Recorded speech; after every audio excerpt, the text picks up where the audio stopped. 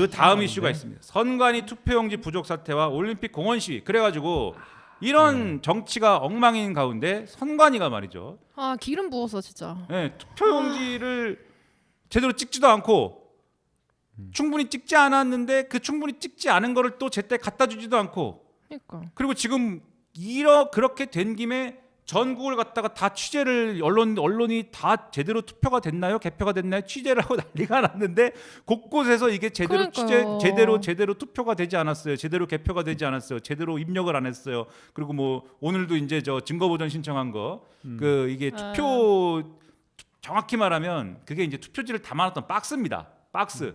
그냥 박스예요. 박스에 여기 몇 장이 있다라고 이제 그 종이를 하나 떡 붙여놓은 그 그냥 박스인데 그 박스가 이제 증거 보전 대상이어 갖고 이제 가서 그걸 찾으러 갔는데 없어. 거기가 이제 투표소인 경로당인데 그 이제 시위대가 막아버려 갖고 이제 못 들어가고 뭐 이렇게 뭐 옥신각신하던 그 장소거든요. 갔는데 박스가 없어요. 박스가 없고 어디 있어요 박스 이랬더니 선관위가 내가 아냐 그걸 거기가 그럼 누가 알아? 거기가 그 난리가 났던 데인데 우리도 거기를 접근을 못 해가지고 난감했는데 어디든지 우리가 어떻게 알아요 이래가지고 지금 또 이것도 뉴스가 나와가지고 거봐라 하면서 선관위가 숨겼지 않느냐 막 이러는데 이 난장판에 대해서 사실 제가 약간 얘기를 한 다음에 힐러님이 주적 챌린지를 얘기를 하려고 그랬어요. 힐러님이 주적 챌린지를 얘기하려고 그랬는데 근데 네. 선거 음모론을 같이 얘기한다고 되어 있습니다. 그래서 어차피 비슷한 얘기 같은데 네. 힐러님이 준비해온 얘기를 들으면서 한번 같이 얘기를 해봅시다. 네. 근데 저는 이제 그 선거 음모론에 집중돼서 이 얘기를 준비한 건 아닌데 아무튼 뭐 네. 얘기하다 보면은 자연스럽게 얘기가 나올 테니 뭐 이제 하면 좋겠는데요. 주적 챌린지가 주제다. 네, 주적 챌린지가 주제인데 그러니까 주적 챌린지가 뭐 보셨을지 모르겠어요. SNS에서 이제 한 5월 중순쯤에 이게 시작됐거든요. 5월 중순쯤에 밈으로 이제 쇼폼이 이렇게 계속 올라오는 거예요. 유세 현장에서 막 정원호한테 막 카메라 들이대가지고 뭐 주적이 누구냐 뭐 이제 뭐 이런 질문하면서 네. 이제 그게 쇼폼으로 올라와가지고 그런 거. 네. 근데 그 얘기 잠깐 전에 네. 이 투표용지 부족 사태와 관련해서 올림픽공원에 모여갖고도 시위를 하지 않았습니까? 네. 이 시위를 막 하는데 이게 처음에는 부정선거론자들이 모이고 부정선거론자들이 모여가지고 막 이렇게 뭐 이게 뭐 난리가 나고 황교안 다이빙 나오고 뭐 이랬는데 그 갑자기 2030들이 벌떼같이 나타나가지고 이 정말 정치와 무관하고 정말 순수한 마음을 가진 정말 나라만 생각하는 2030들이 잔뜩 나타나가지고 2030들이 이 시위를 정화를 해가지고 여기서 극우 세력은 이게 좀 쪽도 못 쓰고 쭈그러들었다가 이 2030들이 약간 집에 가니까 이제는 뭐 활개를 치고 있다 뭐 이런 스토리를 언론들이 막 보도를 하고 있는데 이 생각을 잠깐 해보면서 주적 얘기를 좀 해보죠. 계속 해주세요.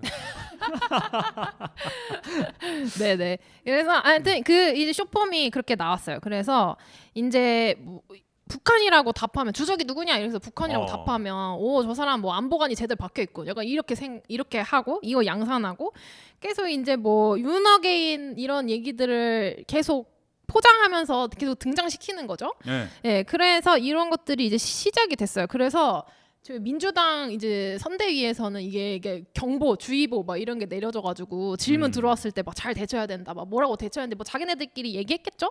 이제 뭐 그런 얘기도 있었다. 그래서 이제 근데 이게 한동훈 후보가 또 등장하면서 그렇죠. 네. 갑자기 이제 또 막 이렇게 멱살 잡고 수면 위로 이렇게 끌어올렸거든요. 한동훈이. 북구 갑 이제 선거에서 그래서 민주당은 주적이 어디냐. 한동훈이 이제 그런 영상을 만들어서 올린 거죠. 네, 주적. 네, 그래서 민주당의 주적 어디세요? 혹시 스타벅스세요? 그때 한창 스타벅스 그거 있었을 때 네. 그래서 그렇게 직격탄을 날린 거죠. 근데 생각해 보면 약간 뭐 공안 검사 취조하듯이 뭐 주적이 누구야 뭐 이렇게 하면서 얘기를 그렇게 하잖아요. 그래서 이제 그게 또 나왔어요. 또 후보들 간에 뭐 토론회에서도 이제 이런 얘기들 하잖아요. 주적이 뭐 어디 북한 정권이랑 북한군이라는 거에 대해서 동의하냐? 뭐 네. 이런 질문들을 또 막 해요.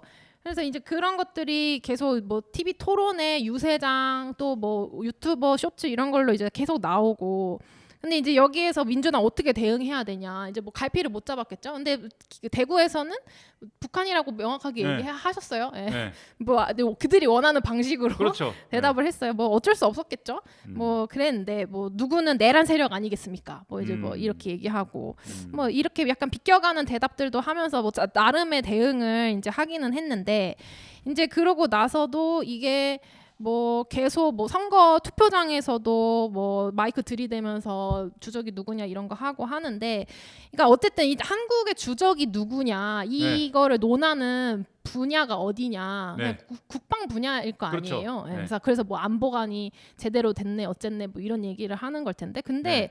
사실 국방부에서 발행하는 국방 백서에 이 주적이라는 단어가 나오는 게 2000년도 이후에 없거든요. 네. 26년 전에 한번 이제 끝나고 나온 적이 없어요. 근데 이제 이게 계속 왜 도돌이표 수사적인 표현처럼 네. 그러니까요. 막 그렇게 오. 쓰이냐. 지겹게. 지겹게 뭐 운동권들은 지겹죠. 이제 이 얘기 하는 게 예, 음. 뭐 우리가 늘 갖고 있는 이제 레드 컴플렉스 아직도 계속 내재되어 있는 그거, 그리고 낙인 찍기를 이용한 이제 편가르기, 이걸로 이제 누가 이득을 보냐, 이제 이런 것 때문에 계속 이렇게 활용되고 있는 것 같은데, 사실 저는 이 극우 세력들이 자유를 앞에 붙이지만 어쨌든 민주주의를 그렇죠. 어쨌든 계속 얘기하잖아요. 굉장히 중요합니다. 자유가 지금. 네, 그래 자유 중요하고 민주주의도 붙여가지고 얘기를 네. 하는데, 사실 민주주의라는 게 그 다양성과 그 다음에 상호 존중 이런 것들이 이제 근간이 되는 그런 이제 사회적 체제인데, 근데 그런 민주주의를 왜 후퇴시키는 갈라치기, 나 아니면 저. 뭐 이렇게 왜 자꾸 두 개로만 나누냐, 이런 걸 왜 자꾸 하냐. 그걸 하기 위해서 왜 주적을 얘기를 하냐. 그러니까 그런 걸 왜 네. 자꾸 갖다 붙이냐, 그런 질문들을. 네. 그러니까 전 이게 생각해 보면 이렇게 반민주주의자들인가? 약간 이런 생각도 했어요. 민주주의를 싫어하나? 이렇게 생각했는데, 근데 그렇게 단순히 보기는 어렵겠죠. 민주주의도 여러 가지 이제 이렇게 가닥들이 있잖아요. 뭐 약간 형식적인 민주주의도 있고 뭐 수기 민주주의도 있고, 우리가 이제 민주주의를 발전시키면서 이런 형태들이 막 있는데, 홍성만은 다르게 얘기할 겁니다. 아 그래요? 일반 민주주의가 있고 민족 민주주의가 있고, 네. 그걸 거치고 나서 이제 혁명을 한다 이렇게 할 겁니다. 아마. 네네. 어쨌든 민주주의 그 전에 이제 민족 해방을 해야 되고. 그죠. 네. 민주주의에 대한 어떤 여러 가지 그런 범주들이 있기는 있어요. 근데 이제 그들이 사용하는 민주주의는 이건 거죠. 그러니까 그 민주주의가 돌아간 어떤 규칙을 악용하고 있는 거죠. 그러니까 나랑 의견이 다른 사람을 적으로 두면은 이제 편이 잘 갈리잖아요. 그러니까 나는 선이고 상대는 악이에요. 그러니까 악을 물리치는 민주주의에 지금 머물러 있는 거예요. 네. 거기에 머물러 있어. 그래가지고 그게 자기네들이 민주주의를 수호하는 어떤 악을 물리치는 네. 이런 형태로 가는 거 아닌가. 그래서 악을 베는 검이다. 네, 그러니까 이제 젠가 존 볼트네. 더 이상 다양성을 뭐 고려하고 상호 존중을 고려하고 이런 것까지 이제 아직 못 넘어갔고, 악을 처단하는 요 정도 얘기를 하고 싶지 않은가, 약간 이런 생각이 들어요. 근데 저는 또 한편으로 그 이준석이 맨날 이렇게 편가르기 하면서 막 갈라치기 하고 이렇게 하는 정치를 했잖아요. 네. 근데 얼마 전에 그 부정선거 그 집회에 가가지고 뭐 이렇게 당했어요, 자기가. 네. 그 부모님 중에 한 분이 네. 중국인 아니냐 물어봐갖고, 네. 우리 어머니가 중국인 근거가 있냐 뭐 이렇게 하고. 그러니까 뭐 상주 어디 사람인데 뭐 그 어디서 그렇게 하냐. 그래서 뭐 인터넷에 나오면은 뭐 다 그렇게 물어봐도 되냐 뭐 이렇게 반응하더라고요. 근데 약간 좀 자기가 한 거 부메랑으로 뭐 자기가 맞았죠. 약간 쌤통이었던 것 같기는 한데, 아무튼 그러니까 이런 것들이 계속 이준석도 써먹고 이준석도 되돌아받고 이렇게 부메랑으로 맞고 하는, 이게 도대체 왜 그러냐. 그냥 아까 제가 말씀드렸던 것처럼 그냥 선거 지형이, 그러니까 우리 지금 요 제도들이, 민주주의를 구성하는 어떤 제도들이 너무 그거밖에 유지 안 되도록 만들고 있는 거 아닌가. 그러니까 약간 이런 생각이 들더라고요. 그래가지고 좀 상대방을 적으로 인식시키면 그냥 말짱 도르면 끝. 그럼 그렇게 하고 이기면 끝. 약간 이런 식으로 돼서 사람들이 이제 적을 만들고 그 수사적인 주적을 얘기하면서 안보관을 뭐 편가르고 이런 그러니까 거 아닐까. 저쪽이 싫어서 투표하는 민주주의네요. 그렇죠? 그 굉장히 좋은 말인데, 저쪽이 싫어서 투표하는 민주주의라는 말이 굉장히 좋은 말입니다. 좋아요? 김민아 선생님이 그거 내신 책 검색을 한번 해보세요. 그래요? 저쪽이 싫어서 투표하는 민주주의라고 검색을 한 번만 지금 인터넷 연결돼 있으니까 한 번만 해주세요. 그것을. 네. 저쪽이 몇 년도에 나온 책이죠? 그 싫어서 책이? 나도 하는 잊어버렸어. 민주주의. 투표하는 저쪽이 싫어서 투표하는 민주주의라는. 네. 야, 아주 그런 실성이 있네요. 좋은 말이 네. 있거든요. 그게. 네. 야, 그게. 2022년? 야, 입니다. 그때였나? 그때? 야. 그런 걸 하고 있네 아직도. 네. 2022년에 쓴 책인데. 네. 그러네요. 예, 아직도 그걸 하고 있네. 주적론을 갖고. 네. 예.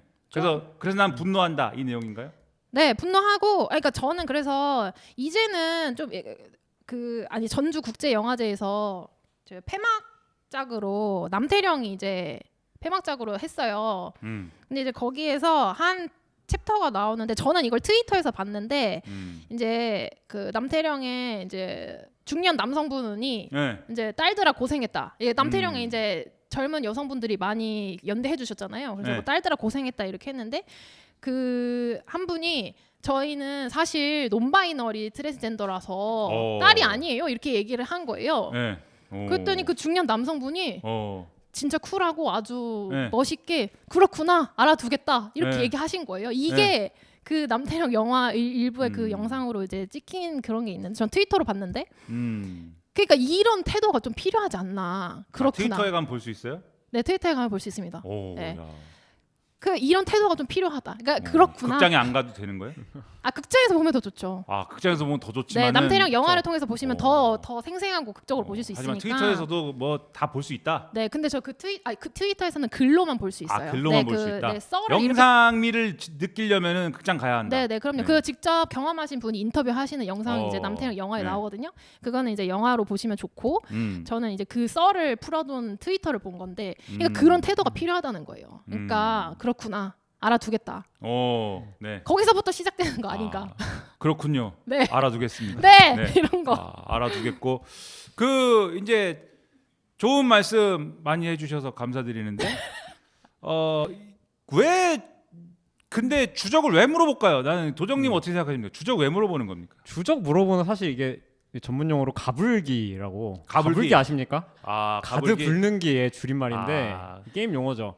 주적이라는 말을 묻는 순간 난 이길 수밖에 없는 지위에 있는 그걸 즐기고 싶어서 주적이란 말을 묻는 것 같아요.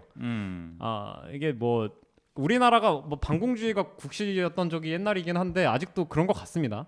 그래서 마치 북한이라는 답을 하지 않으면 뭔가 문제가 있는 사람인 것처럼 프레이밍이 되기 때문에 이거에 대해서 사실 잘 대답하는 게 또 즉각적으로 대답하는 게 되게 어려운 질문이고 가불기이기 때문에 그렇게 묻는 것 같고요. 근데 한편에 사실 이 질문이 의미하는 게 대한민국의 주적이 뭐냐라는 건 사실 대한민국이 뭐냐를 묻는 거잖아요. 뭐 전 주된 적이 꼭 있어야 되는 나라가 좀 이상하다고 생각합니다만 그걸 이제 떠나서 그럼 대한민국이 뭐냐? 만약에 북한이다 혹은 중국이다 라고 그걸 답을 하는 사람은 대한민국은 반공주의 전진기지다 라고 말하는 거에 동의하는 거나 다름없다라고 생각하거든요.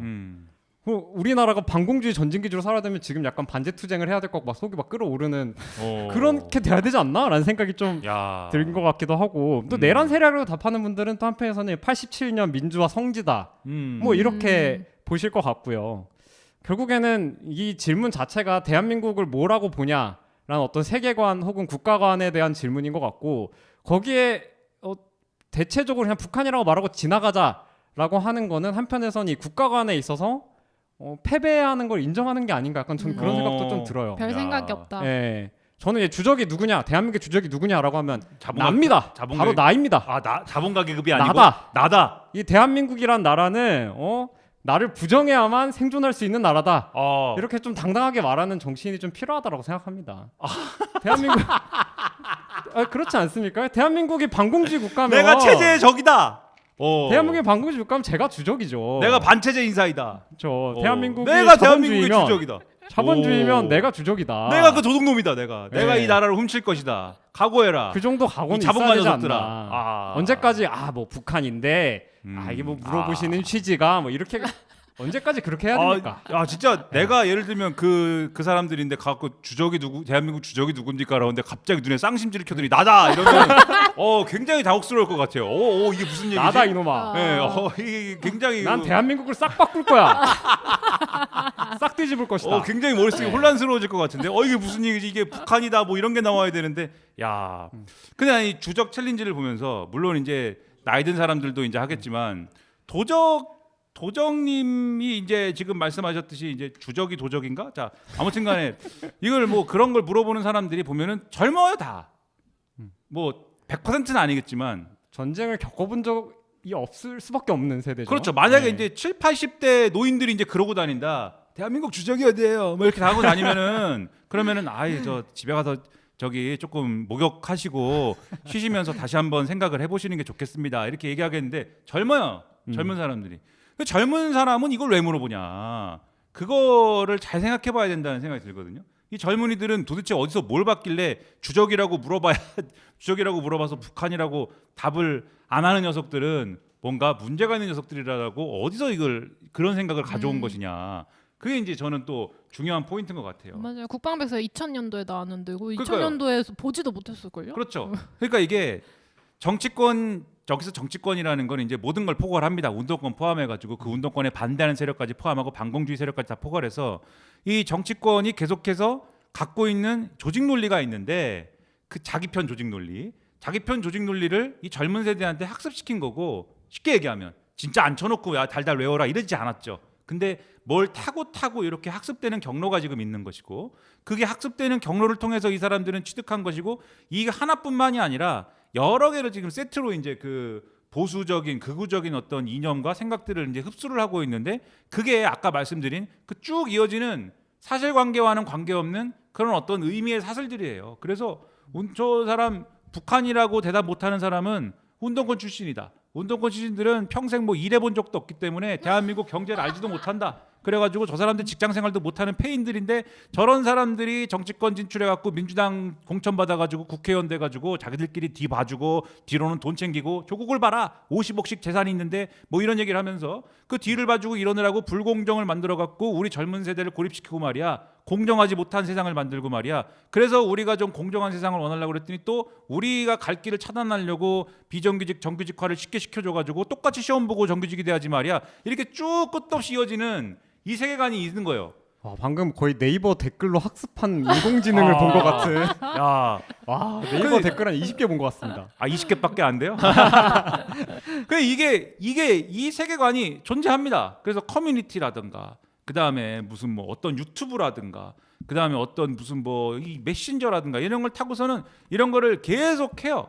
그 결과인 거고 그래서 이 지금 뭐 주적 챌린지도 있고 뭐 그렇지만 사실 이번에 이제 2030 순수한 2030들이 이 부정 선거도 아니지만 투표용지 부족에 대해서 부족 사태에 대해서 항의하는 의미로 나와가지고 이제 지금 시국 선언도 하고 뭐 이렇다고 하는 그러한 것들이 이게 과연 어떤 현상이냐 이거를 막 여러 각도로 지금 논하고 있잖아요. 그래서 저는 이 주적 챌린지와 관련된 이러한 난감함, 우리 사회의 난감함이 사실 이 문제로도 연결되는 부분이 있다고 생각을 해요. 이 부정선거는 아닌 선관위 투표용지 부족 사태에 대한 2030들의 열렬한 이러한 그 반발 심리 뭐라고 보십니까? 이걸 어떻게 한마디로 답하기 참 어려운 것 같은데요.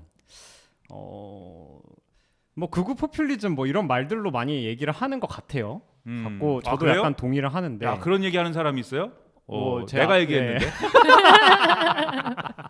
제가 또 이 책을 열심히 읽다 보니 또 이웃집 극우라고 좋은 책이 하나 있더라고요. 좋은 책이 드리겠습니다. 이웃집에 극우가 다 살고 있습니다. 우리 이미 주류다 뭐 이런 얘기인데 저는 이제 처음에는 그런 생각을 했어요. 이 재선거 요구를 다들 많이 하고 언론에서 보면은 재선거를 하는 게 뭐 정당한 시민들과 뭐 정당한 2030 청년들의 요구다.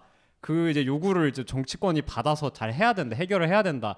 그러니까 이런 식으로 많이 얘기가 프레이밍이 되는 것 같아요. 그래서 이제 재선거는 정당하고, 근데 부정선거가 거의 묻어가려고 하니까 부정선거는 부당하고, 약간 이런 식으로 프레임을 짜시는 것 같고 민주당에서도 그렇게 하시는 것 같고 그게 어떤 의미에서 이제 약간 소위 순수한 우리 청년들을 극우에 물들지 하지 않기 위해서 우리가 중간에 차단을 해야 된다. 약간 이런 전략이신 것 같은데 저는 사실 그거에는 동의하진 않기는 해요. 그러니까 일단은 첫 번째로 그러면 이 재선거 요구 자체가 타당하냐? 이거는 이제 뭐 이것도 뭐 한 시간을 얘기해야 되는 부분이 조금 있는데. 근데 저는 이게 민주주의 위기라고까지 부른 건 진짜 아니라고 생각하거든요. 소신 발언을 하자면 이 선관위가 무능한 거 맞죠? 선관위 무능하고 원래 관료 조직 다 무능한 거 몰랐습니까? 동사무소 가도 무능하고 다 무능하죠. 무능하고 야, 세상을 이렇게 선관위가 봅니다. 도둑은 세상을 이렇게 봅니다. 선관위가 아무한테도 견제받지 않는 관료 조직인데 그거 뭐 당연히 이번으로 무능이 드러났으니 이걸 어떻게 잘 이제 견제받고 책임지게 하고 이런 조치들이 필요하겠죠. 근데 이게 재선거라는 거는 사실 이 선거 자체가 이제 망가졌다라는 거잖아요. 선거제 믿을 수가 없다. 이미 지금 수합된 몇 표, 뭐 몇 대 몇을 이겼다. 이거 자체를 믿을 수가 없기 때문에 뒤집어야 된다. 이 선거 민주주의 자체가 공격받았다. 민주주의 위기다 이렇게 가는 것인데, 근데 뭐 여러 사람들이 지금 이미 얘기하고 있습니다만, 특히 오세훈 씨나 뭐 이준석 씨 이런 분들이 앞장서서 얘기하고 있습니다만은 이게 뭐 선거에 영향을 줄 만한 중대한 그런 실체까지는 가지 않은 거지 않습니까? 그죠? 그리고 이게 뭐 그러니까 저는 이렇게 비교할 수 있을 것 같아요. 예를 들면은 지금 투표를 아예 못했기 때문에 사람들이 참정권 침해로 많이 이게 분노를 많이 하는 것인데, 투표를 다 하고 투표용지를 옮기다가 사고가 났는데 하필 불이 붙어가지고 투표함 하나가 홀랑 타버린 겁니다. 한 2,000표가 탔어요. 근데 표차가 한 2만 표 나요. 이 경우에도 우리 그럼 요거 이게 어쨌든 간에 민의가 반영 안 됐으니까 다시 다 재선거 하자라고 할 것인가? 그렇게 하지 않도록 지금 제도가 되어 있는 이유가 있다라고 생각을 하거든요. 뭐 지금 문제는 그건 이상이긴 한데, 그냥 어쨌든 간에 투표 자체를 못했다라고 호소하는 피해자들이 실제 존재하기 때문에 그런 것과는 조금 다르지만, 재선거를 하냐 마냐의 문제는 좀 그렇게 가는 문제가 있는 것 같고요. 근데 그럼에도 불구하고 이거를 민주주의 위기다라고 네. 부르고 전 대학이 막 들끓어 오르고 이런데 이유가 있는 것 같은데. 전 대학까지는 아니잖아요. 근데 뭐 지금 뭐 몇십 개 대학이 뭐 무슨 시국 선언을 하니 많이 뭐 오늘 막 많이 했지 않습니까? 12개 대학인가 열 몇 개가. 뭐 하고 그랬는데, 저는 이게 어떤 의미에서는 이러면 너무 비하할 수 있을 것 같긴 한데, 괜찮아요. 드디어 우리 우파적인 대중한테도 우리가 좀 정당하게 뭘 얘기해 볼 만한 기회가 건덕지가 왔다. 생겼구나. 그렇게 이 생각이 좀 들어요. 대체로 이제 우리 역사는 어떻게 되었냐면, 이제 국힘 계열 정당들이 좀 민주주의에 좀 반하는 것들을 좀 하면 이 87년의 기억을 가진 민중이 분연히 다 일어나서 민주당을 중심으로 해서 국힘을 뒤집어 엎고 민주당 정권을 세워서 다시 또 실망을 하고 국힘이 집권하면 또 뒤집어 엎고, 이게 약간 이런 구도였지 않습니까? 실제로도 계엄을 일으킨 것도 국힘이고, 박근혜 때 우리 뭐 국정원 선거 개입 이런 것도 있었죠. 그렇죠. 그런 게 있었다 보니까 뭐 민주당한테는 난 민주당은 싫어, 정치적으로 이익되는 건 하기 싫은데 나 절차적 민주주의 이런 거에 대한 정당성을 나도 좀 얻고 싶어 라는 사람들한테 엄청 좋은 구실이 된 것 같아요. 그렇죠. 나도 민주주의자야 이렇게 나도 얘기하는 민주주의야. 거예요. 그래서 제도 민주주의의 정당성이라는 게 민주당한테 유리한 것 같았는데, 그동안 보니까 이거 보니까 완전 부정이네. 이거 뒤집어야겠네. 라는 어떤 민주화의 서사를, 형식을 가져올 수 있는 좋은 기회가 아니었나라는 게 하나가 있는 것 같고. 역시 훔치는 거다. 네. 도적은 훔치는 걸 본다. 그다음에 또 민주화의 그 서사를 훔쳐갔다. 그쵸. 훔쳐가려고 한다. 훔쳐가려고 한다보다는 그 결과물인 것 같아요, 사실은. 훔친 결과이다. 형식만 남은 민주화. 그러니까 오히려 더 가져갈 수 있었다는 것 같고, 두 번째로 이게 음모론과 결합되지 않았으면 이 정도까지 갔겠느냐라는 거 솔직히 냉정하게 생각해봐야 된다고 생각합니다. 왜냐하면 이게 그냥 뭐 정말 투표를 거의 투표소에서 10시까지 해서, 그러니까 결과적으로 우리가 피해 규모를 산정을 해보면 그런 거잖아요. 우리 집 앞에 있는 투표소라서 5분 만에 투표하고 나올 수 있었는데 선관위 이놈들이 무능해가지고 10시까지 기다렸다. 투표를 그래서 포기한 사람도 있다, 심지어. 그러니까 이것 때문에 뭐 몇십 명 혹은 몇백 명이 투표를 못했다. 이 정도의 어떤 투표를 못했다라기보다는 이제 투표 의지가 꺾였다. 뭐 하고 싶었으면 했겠죠. 어쨌든 간에 뭐 대기표도 줬고 늦게까지 열었으니까 하고 싶은 사람은 했겠지만, 끈질긴 사람 했겠죠. 그럼에도 불구하고 나는 이제 뭐 그 정도는 아니어서 안 했는데 생각해보니 선관위 때문인 것 같다. 뭔가 이 정도의 어떤 피해인 거잖아요.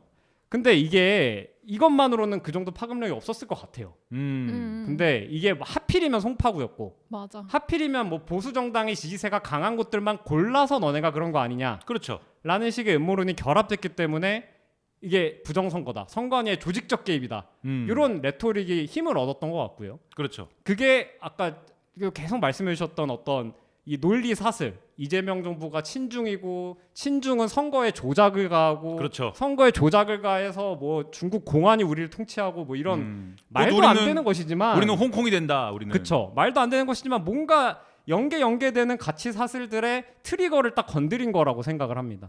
그래서 이런 음모론이 없었더라면 애초에 이 트리거가 건드려지지 않았을 것인데. 그렇죠.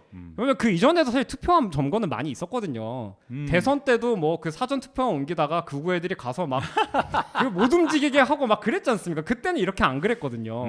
근데 이 어떤 이 트리거가 눌려서 음모론과 결합된 어떤 이 정당한 민주주의 문제라는 이 명분이 이 그동안은 이 민주당한테 이득 주기 싫어서 가만히 있었던 우파 대중들한테 어떤 하나의 이 대중운동으로 나가게 하는 계기가 되지 않았을까.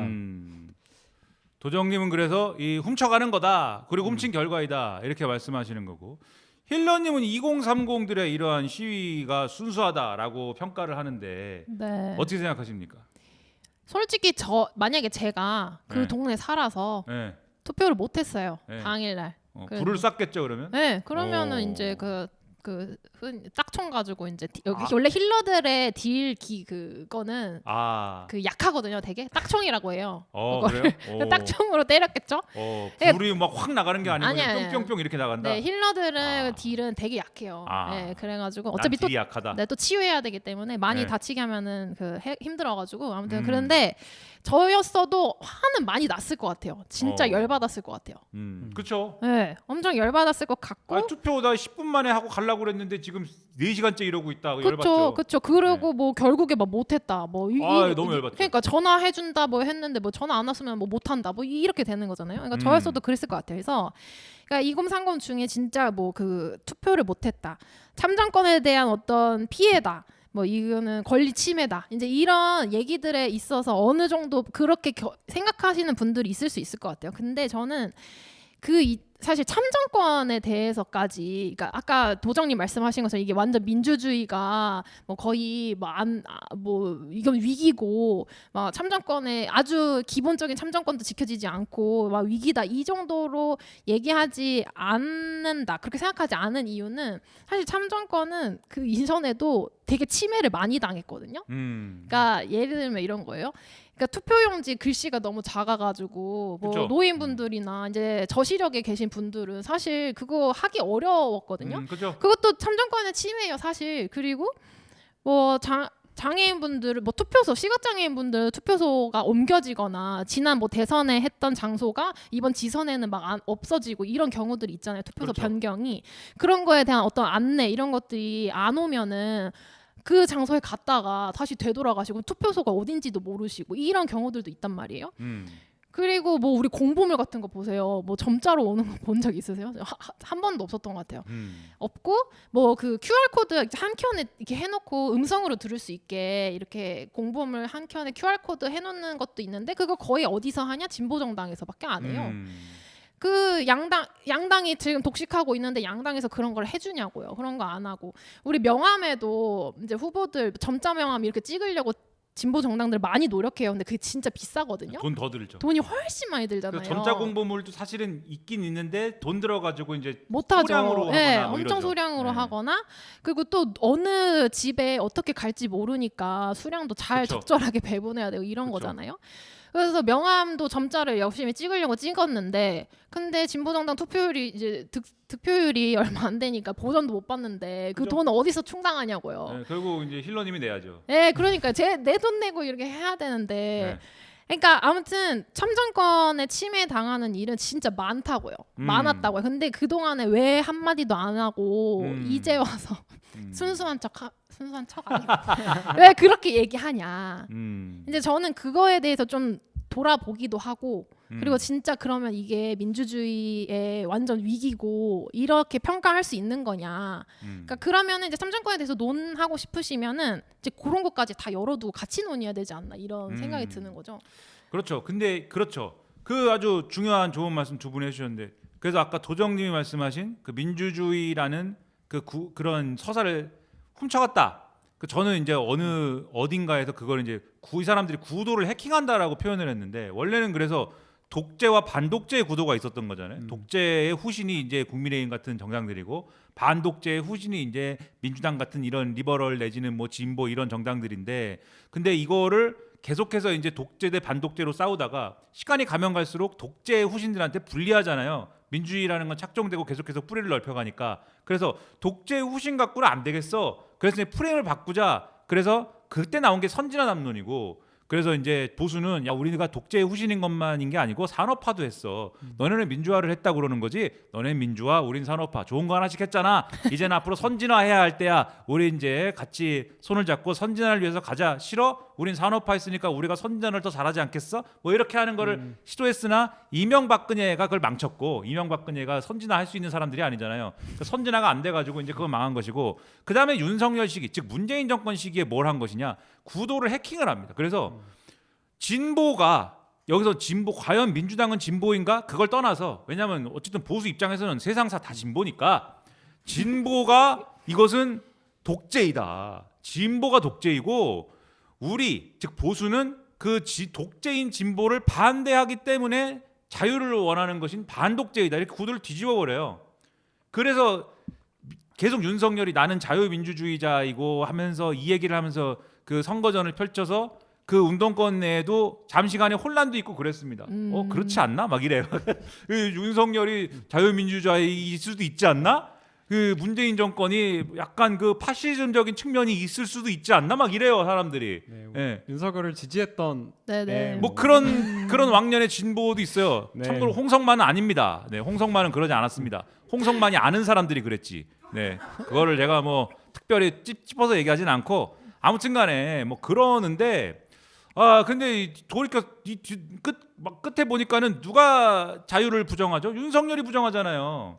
그러니까는 이게 사실 구도를 해킹을 했다고 제가 말씀드리는 게 독재 대 반독재 구도에서 이게 승부가 안 나니까 자기들이 그러면 원래 우리가 독재였지만 이제는 우리가 반독재라고 하자 이렇게 뒤집어 버린 거거든요. 그게 이번에 이제 이 선관위 투표용지 부족 사태에 대한 2030의 목소리에도 제가 볼 때는 그 구도가 상당 부분 녹아 들어가 있는 측면이 있는 것 같다. 그래서 민주주의의 위기라고 이 사람들이 주장하는 거예요. 60항쟁과 같은 일들을 우리는 하고 있다라고 주장을 하는 겁니다. 60항쟁이라는 거는 독재하고 싸워갖고 독재를 끝장내자 이렇게 한 거잖아요. 말은 안 하는데 이재명 독재, 민주당 독재를 끝장내기 위해서 그리고 그러한 이재명 독재와 민주당 독재가 작동하고 있는 증거가 바로 이 투표용지 부족이다. 이렇게 생각을 하는 그러한 이 멘탈리티가 있기 때문에 이게 위대한 민주주의적 투쟁일 수가 있는 거죠. 그렇게 접근하는 건데 근데 이 사람들이 항상 요 논리를 증명하기 위해서 자기를 피해자화합니다. 항상. 그래서 부정선거와 이 투표용지 부족 사태와 그다음에 어떤 경쟁과 공정과 그다음에 어떤 이 시스템에 의해서 내가 피해를 입었다. 그래서 이 피해를 보전하는 것이 사회 정의인데 피해를 보전하지 않고 자기들끼리 이익을 나눠 먹는 진보들이 그래서 문제다. 그래서 우리의 피해를 보전해주는 보수가 필요한 것이다. 우리의 피해를 보전해주는 방법은 공정한 경쟁을 그냥 열심히 시켜주면은 내 능력으로 알아서 내가 기어 올라갈 수 있다. 이거거든요. 근데 이 정신 상태에서는 위만 봅니다. 아래를 보지 않아요. 나 자신의 처지를 아래하고 비교를 하면서 저 사람들보다는 내가 그래도 처지가 괜찮지. 그러니까는 저 사람들과 저 사람들의 권익을 위해서도 내가 연대를 해야겠어. 아까 말씀하신 장애인 네. 투표권. 이번에도 장애인 우리 동지들이 이재명 대통령이 투표하는데 갔습니다. 가가지고 좀 들어달라고. 근데 이재명 대통령이 이렇게 이재명 대통령 어디 가면 편지 주면 받아요. 그걸 받았어요. 그거를. 그래갖고 읽어갖고 이거는 뭐 해결할 수 있는 문제 아닌가? 해결해 줘야 되지 않나 이랬는데 해결해 주겠다고 했는데 장애인 우리 동지들이 뭐 한두 번 속았나? 그래서 문재인 대통령도 약속했는데 해결 안 해줬다. 그랬거든요. 그러니까는 이런 말씀하신 이 어떤 참정권 보장의 문제라고 그러면 얘기해야 될 게 너무나 진짜 많음에도 많아요. 자기들의 그거는 아래에 있는 문제이기 때문에 네. 보지 않습니다. 자기가 무조건 최대의 피해자이라고 해야 그래야 자기의 말에 힘이 실리고 자신들의 주장이 이제 그 보상받아야 되는 어떤 주체로서 인준받는 것이기 때문에 그 주장을 고수하는 이런 어떤 멘탈리티들이 싹 녹아서 지금 이 시위에 순수한 2030이라는 형태로 왜 순수해야 정당, 피해자가 되는 네. 것입니다. 운동권들처럼 불순한 의도를 가지고 집회 시위를 했다가 경찰 방패 두드려 맞았다. 우리는 억울하지. 불순한 의도가 있고 했지만 집시법에 따라서 신고하고 우리 이거 하는데 왜 경찰 와서 왜 때립니까? 이렇게 얘기하지만 보수가 볼 때는 그 맞을만 했다. 불순한 의도를 갖고 홍성만 같은 사람이 나와가지고 시위하지 않았느냐. 혼나야 된다. 그러나 나의 시위는 순수하기 때문에 그거 혼나서는 안 되는 거예요. 그래서 경찰이 그거를 좀 떼놨다고 그거를 어떻게 백주대낮에 경찰이 이럴 수가 있느냐며 대한민국에 이런 사례가 있느냐며 경찰이 이렇게 폭력질하면 아무도 안 하는데 우리한테만 순수한 우리한테만 하느냐며 우리가 얻어맞을 때는 뭐 했습니까? 우리가 두드려 맞고 죽고 잡혀가갈 때는 뭐 하고 지금. 자, 아무튼간에 네. 그런 걸 지금 이 사회는 그냥 대충 그냥 상황을 봉합하고 싶어서 순수한 2030들이 뭐 이렇게 얘기를 하는데 저는 장기적으로는 이게 하여튼 대한민국 보수화 그리고 극우화의 어떤 연결고리들을 드러내는 어떤 그러한 것으로 될 것이다라는 걱정도 있어서 참 많은 좀 씁쓸함이 있습니다. 그럼에도 불구하고 어쨌든 선관위가 개혁이 돼야 되는데 그러나 또 하나를 말씀드리자면 모든 면에는 사실 모든 사건엔 여러 가지 면이 있어요. 그러면 예를 들면 선관위에는 선관위원장도 있고 뭐 선관위원도 있고 한데 선관위 공무원들도 있지 않습니까? 선관위 공무원들 말이야 선거 때 되니까 다 휴가 쓰고 말이야 뭐 사람들이 이렇게 얘기하는데 근데 오늘 이제 선관위 직원 인터뷰를 이렇게 좀 봤거든요. 매일노동뉴스에 실려 있는데 이렇게 봤는데 송파구에는 휴가 쓴 사람 휴가 쓴 없다. 사람도 없대요. 네. 예. 그래서 사실 또 거기는 거기대로 인력 부족의 문제와 그리고 관리가 어려운 그러니까 선거에서 챙겨야 될 선거 실무의 양은 늘어나는데 그래서 사실 지금도 투표소 가면 거기 있는 사람들이 선관위 직원이 다 아니거든요. 그렇죠. 네. 다 이제 그 주민센터든 아니면 어디서든지 다 꼰 일반 행정 직렬의 공무원들이란 말이죠. 하여튼 그렇게 해가지고 하고 있는데 지금도 어쨌든 딸리는데 그날도 무슨 일이 일어난 거냐면은 항상 투표용지가 부족해질 때를 대비해서 선관위에 투표용지를 쟁여두고 있다는 거예요. 그래서 어디 부족하다 연락이 오면은 그 투표용지 꺼내갖고 일련 번호 찍고 이런 거 해야 되잖아요. 그런 건 선관위 직원이 해야 되잖아요. 이걸 찍고 있는데 뭐 온갖 군데서 오니까는 아씨 우리 둘이 이걸 해야 되는데 이걸 하다가 못 보내줬다는 거예요. 그러니까 선관위가 투표를 이렇게 다 어쨌든 관리하는 체제로 가는 거면은 선관위 직원은 늘어나야 되는데 그런 얘기하면 이제 혼나겠죠. 이제 무슨 선관위가 맨날 육아휴직이나 쓰는 선관위들이 뭐 그걸 왜 늘려 이럴 것이고 그다음에 이럴 거면은 그냥 선거 자체의 관리를 그냥 일반 행정 공무원들이 다 해야 된다 이렇게 갈 건데 근데 애초에 선관위를 만들어 놓은 취지가 있지 않습니까? 그 3.15 부정선거 이런 것 때문에 만들어 놓은 건데 그럼 안 그래도 부정선거 타령하시는 분들이 그런 개혁을 했을 때 추후에 그때 개혁할 때야 뭐 이러겠지만 추후에 얼굴 표정 싹 바꿔가지고 이거 정권이 이 선거 관리를 말이야 이렇게 저 조작을 하려고 이렇게 바꿨다 그러지 않으리라는 보장이 있습니까? 그리고 이 선관위 직원들의 고충이라는 거는 직원 수가 적은 거에서도 오지만 또 부정선거라고 자꾸 와가지고 맞아요. 난장을 까니까는 맞아요. 그 블랙 민원을 다 들어줘야 되잖아요. 투표용지를 투표소에 안 갖다 놓는 것도 그 이유 때문이거든요. 투표용지가 남으면 부정선거들이 이게 왜 남았지? 맞아. 이거 나중에 조작하려고 남겨놓은 거 아니야? 막 이러니까는 투표소에 못 갖다 놓고 선관위 갖고 있었던 거거든요. 이거를.